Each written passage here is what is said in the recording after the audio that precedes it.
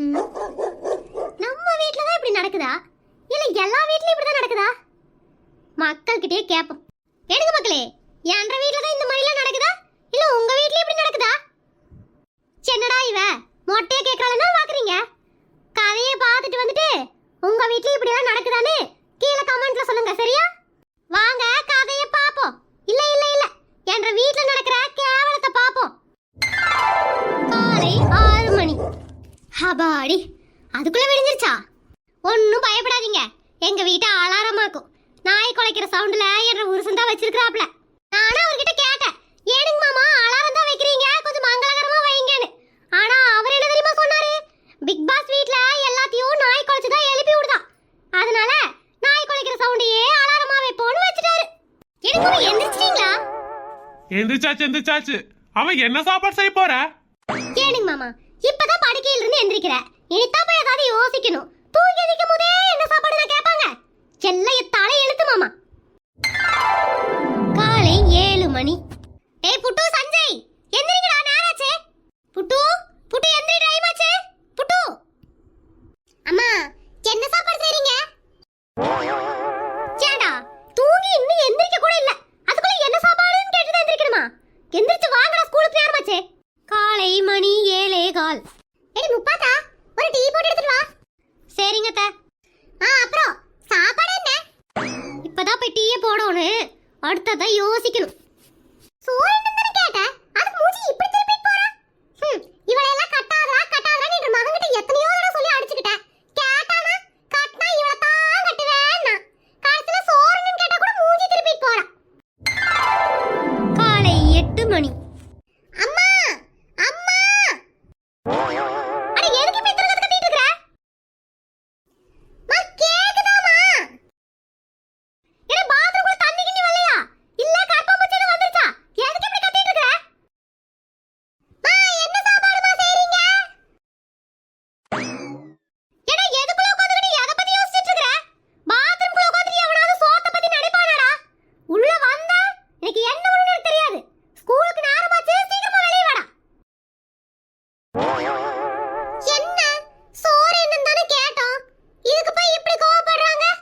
ச்சே, வர வர இந்த அம்மா எதுக்கெல்லாம் கோவப்படணுங்கிறதே தெரியாம கோவப்படுறாங்க.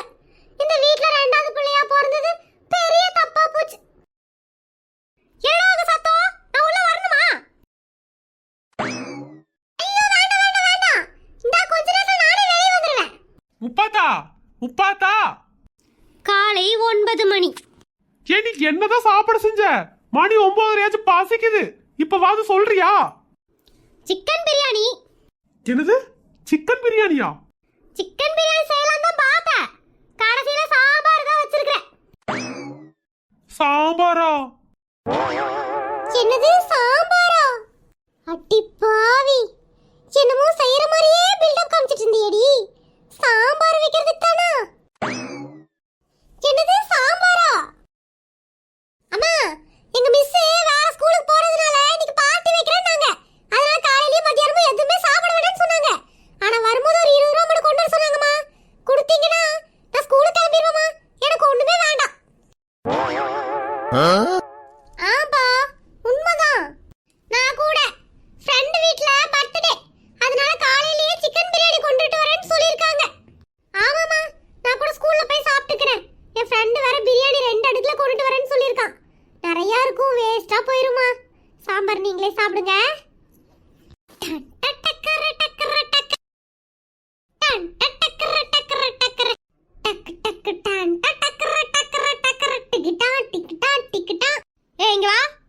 சொல்லுங்க மம்மி. ஏடா சாம்பார் வச்சிருக்கேன்னு சொன்னா ஆளாளுக்கு போய் சொல்லிட்டு எஸ்கேப் ஆகலாம்னு பாக்குறீங்களாக்கோ?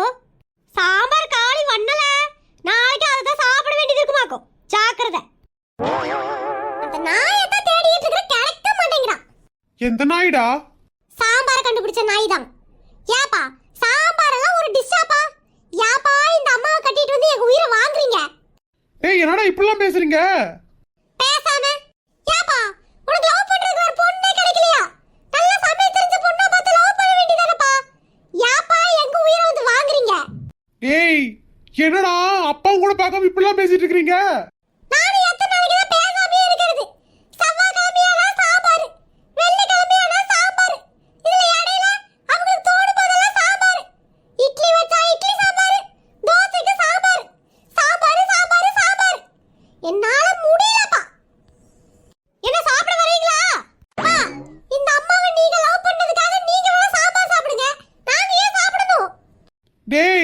என்னடா டேய் அண்ணா, பேசாம நம்ம வேற வீட்டுக்கு போயிரலாம்டா.